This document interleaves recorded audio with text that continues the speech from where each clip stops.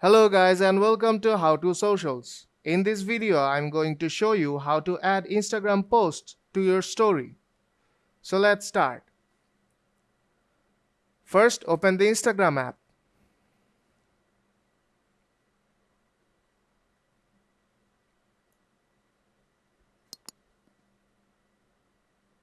Here, I'm seeing a post right now. So I'll just add this post to my story.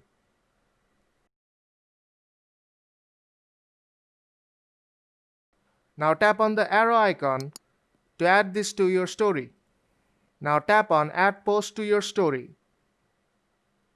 You can customize the story as you want to. Now tap Send to and tap Share.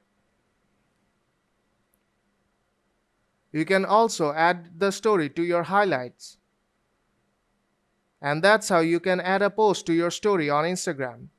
So if you find this video helpful, then don't forget to leave a like. And see you in the next tutorial.